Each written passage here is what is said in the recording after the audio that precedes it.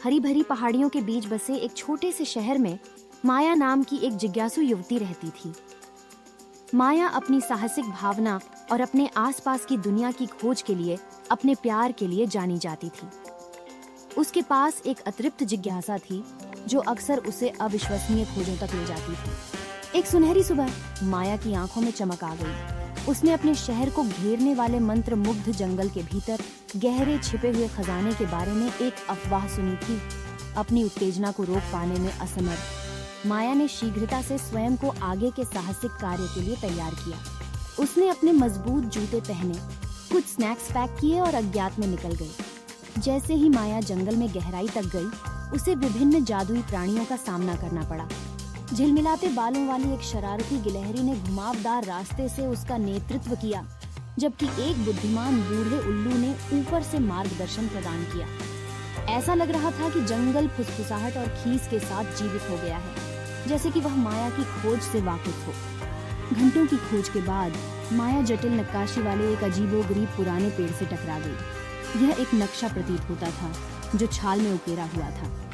बड़ी प्रत्याशा के साथ उसने प्रतीकों को समझा और एक गुप्त समाशोधन के निर्देशों का पालन किया।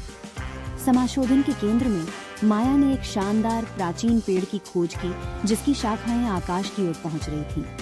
पेड़ से एक रहस्यमय ऊर्जा निकली जो उसकी उंगलियों में झंझना उठी। माया जानती थी कि वह उस स्थान पर आ गई है जहां खजाना उसकी प्रतीक्षा कर रहा था। जैसे ही वह पेड़ के पास पहुंची, एक कोमल आवाज ने हवा को भर दिया।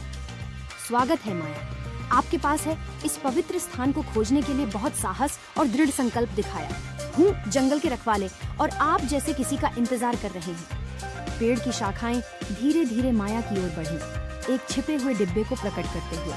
अंदर उसने चमकदार गहनों से ढकी एक छोटी अलंकृत छाती देखी। कांपते हाथों से उसने उसे खोला और अपने सामने का नजारा देखकर विस्मय से हाँफने लगी। संदूक में सोना या जवाहरात नहीं थे, बल्कि कुछ और अधिक कीमती था। ज्ञान, कहानियों और सभ्यताओं के ज्ञान से भरे प्राचीन स्क्रॉल का एक संग्रह। The guardian of the forest ने फिर से कहा, माया, ये स्क्रॉल दुनिया के रहस्य रखते हैं। वे ज्ञान और समझ की तलाश करने वाले सभी लोगों के साथ साझा करने के लिए एक उपहार है। इस खजाने का उपयोग दूसरों को प्रेरित करने और उनके मार्ग को रोशन करने के लिए करें। कृतज्ञता से अभिभूत माया ने गार्जियन के शब्दों का सम्मान करने का संकल्प लिया। उसने ध्यान से स्क्रॉल इकट्ठा किए और अपने शहर लौट आई, जहां उसने प्राप्त ज्ञान को साझा करने के लिए एक छोटा सा पुस्तकालय खोला। माया के पुस्तकालय में दूर दूर से लोग आते थे, प्राचीन ज्ञान में तल्लीन होने और खोज की अपनी यात्रा शुरू करने के लिए उत्सुक थे। माया का पुस्तकालय शहरवासियों के बीच एकता और जिज्ञासा की भावना को बढ़ावा देने, सीखने और अन्वेषण का केंद्र बन गया।